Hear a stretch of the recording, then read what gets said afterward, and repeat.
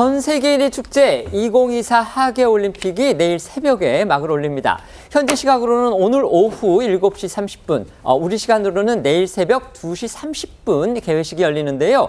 무려 17일간의 열전 펼쳐질 예정입니다.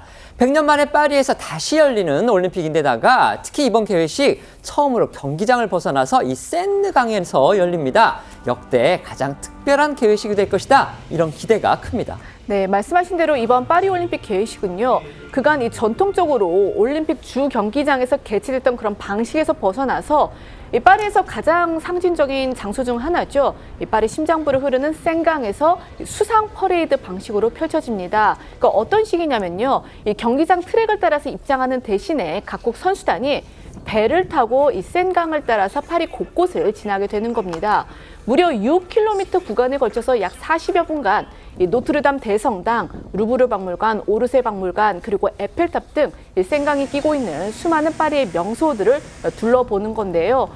이번 개회식에는 이 80명 이상의 각국 수반들이 참석을 하고 이 관중들도 30만 명 이상 이 센강 주변에서 이 관람을 할 것으로 예상이 됩니다. 다행히 요즘 그 파리 저녁 기온이 한 15도 정도여가지고 폭염이 예상될 것 같지는 않습니다. 이 우리 선수단에서는요 4회 연속 올림픽에 도전하는 이 한국 여자 수영의 대들보죠. 김서영 선수와 높이뛰기의 간판 스타인 이 스마일 점퍼 우상혁 선수가 남녀 기수로 나섭니다. 우상혁 선수는 이 기수로 나서게 된 이번 파리올림픽 개회식에 큰 기대감을 드러냈는데요. 이번 올림픽 개회식을 준비해온 감독과 우상혁 선수의 이야기 이어서 들어보시겠습니다. Sauf que ici, chaque bateau n'est pas présenté au même endroit. Donc chaque bateau doit être à l'endroit que l'on souhaite, à l'instant où l'on souhaite, pour que les caméras puissent bien évidemment les présenter au monde. 그 개막식 기수로 선정되신 게 또 큰 화제인데 배를 타고 간다는데 좀 들으신 게 있나요? 아직까지 들은 건 딱히 없고요. 진짜 너무 기분이 좋은 것 같고요. 사실 이게 육상에서 기수로 한다는 게 엄청 큰 영광적인 순간인 것 같고 또 기수한 것만큼 책임감을 갖고 또 올림픽에 임할 수 있을 것 같고요. 또 제가 올림픽에서 또 좋은 성과를 낼 수 있는 큰 에너지가 생길 수 있는 포인트인 것 같아요. 예술과 문화의 도시를 자부하는 파리이기 때문에 과연 개회식에서 어떤 공연을 보여줄지도 관심사입니다. 이 세계적인 팝스타들이 나올 것이다. 지금 이런 예측이 있는데요. 이런 가운데 무대에 설 거란 관측도 나옵니다. 두 사람이 이번 주 초부터 파리 도심의 모습을 드러내서 팬들의 기대감을 키우고 있습니다. 개회식 뒤에는 본격적으로 경기가 시작됩니다. 직전 올림픽과 비교하면 한국 선수단은 규모가 작아져서 좀 아쉬움을 주고 있습니다. 네, 이번에 우리나라는 21개 종목의 선수 143명을 파견했습니다. 여자 핸드볼을 제외하고 단체 구기 종목에서 티켓을 따내지 못하는 바람에 1976년 몬트리올 대회 이래 48년 만에 최소 인원으로 꾸려지게 된 겁니다. 3년 전 도쿄올림픽과 비교해도 90명 이상 차이가 나는데요. 비록 소수지만 정예 멤버로 꾸린 우리 선수단은 금메달 5개, 종합순위 15위를 목표로 하고 있습니다. 그동안 우리나라 선수들이 강세를 보여왔던 이 효자 종목들의 경기 주로 이 올림픽 초반에 또 집중됐습니다. 하계올림픽 100번째 금메달이 과연 이번 올림픽 기간에 나온다면 주인공은 누가 될지도 관심사입니다. 네, 우리나라 선수가 최초로 하계올림픽 금메달을 획득한 건요. 지난 1976년 몬트리올 대회 때 레슬링 자유형 62kg급에 출전한 양정모 선수였습니다. 이후 지난 2020년 이 도쿄올림픽까지 한국 선수들이 받은 금메달이 모두 96개입니다. 때문에 이번 파리올림픽에서 역대 100번째 이 금메달이 나올 가능성이 높아진 상태인데요. 일단 우리 선수단의 첫 메달은 이 개회식 직후 27일 열리는 이 사격 10m 공기소총 혼성 단체전이나 이 수영 간판 김우민 이 선수가 출전하는 남자 자유형 400m 여기서 좀 기대를 하고 있습니다. 또 28일과 29일 이틀간은요.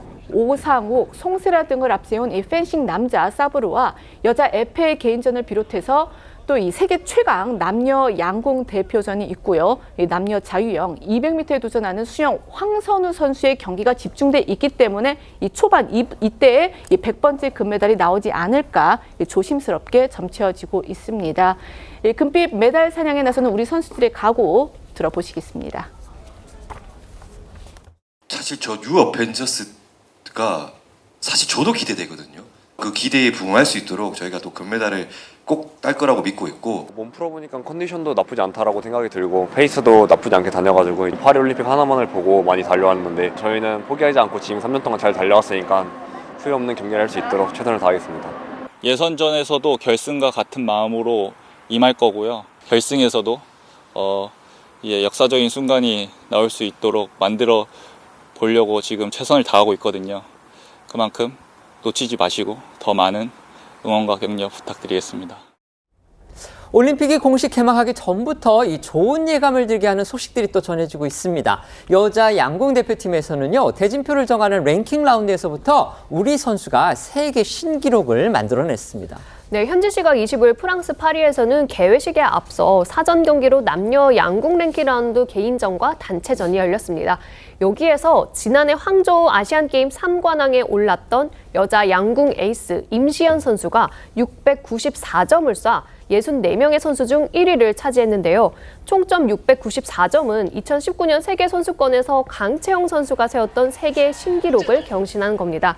이뿐만 아니라 남자 양궁 개인 랭킹 라운드에서도 베테랑 김우진 선수가 1위에 올랐고 김재덕 선수도 2위에 올라 한국 양궁의 저력을 유감없이 발휘했습니다. 구기 종목 가운데서 유일하게 올림픽 티켓을 따낸 바로 여자 핸드볼인데요. 이 한국 선수단 아주 산뜻한 출발을 또 보여줬습니다. 네, 사실 한국 여자 핸드볼이 속해 있는 A조의 경우 죽음의 조라고 해도 이상하지 않을 정도로 유럽 강호들이 모여 있어서 한국의 예선 통과가 어렵다는 전망이 많았습니다.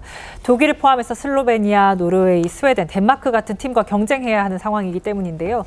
그런데 우리 여자 핸드볼 대표팀이 첫 경기 상대인 강호 독일을 상대로 기죽지 않는 경기력을 펼치면서 대반전을 이뤄냈습니다.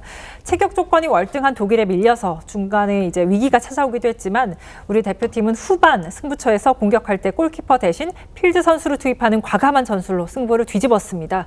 결국 한 점 차 짜릿한 역전승을 거두면서 선수들은 감격의 눈물을 흘렸습니다. 8강 진출을 위해서 1, 2차전 상대인 독일과 슬로베니아 전 필승을 다짐하고 나온 이 대표팀은 유럽의 강호 독일을 잡으면서 8강 진출에 청신호를 켠 상태인데요. 네, 이번 파리올림픽 저탄소 올림픽 이걸 지금 표방하고 있습니다.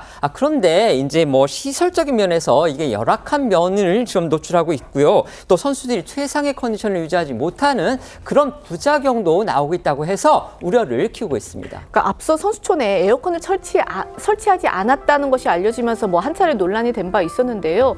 그런데 정작 현지에 가보니까 숙소가 문제가 아니었던 겁니다. 이 선수들이 이용하는 셔틀버스에 에어컨을 틀지 않아서 우리 선수들이 불편을 겪고 있다고 하는데요.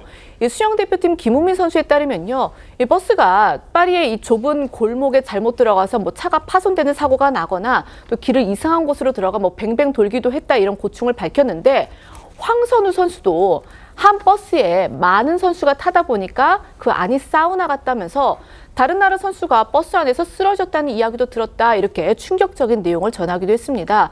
그러면서 이 테러 위협 때문인지 창문도 열지 못하게 안전요원이 테이프로 다 붙여놨는데 해결 방안이 필요하다 이렇게 토로하기도 했습니다.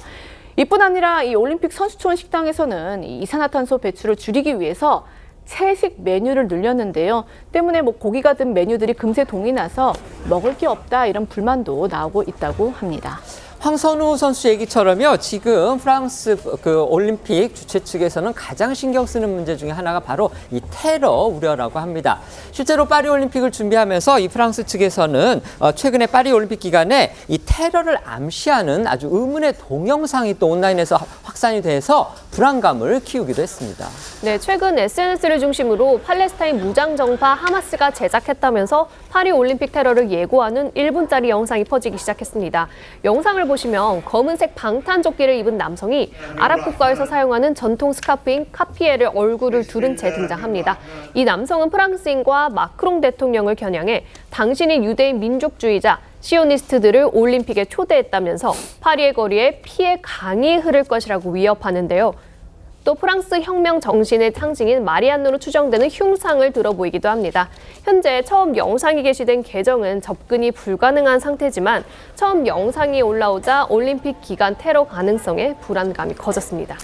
프랑스 정부에서는 이 영상과 관련해서 이거 하마스와 관련 없는 가짜 영상이다 이렇게 지금은 확인한 상태이기 때문에 이 영상이 테러로 직결될 가능성 그거는 다행히 없어 보인다고 합니다.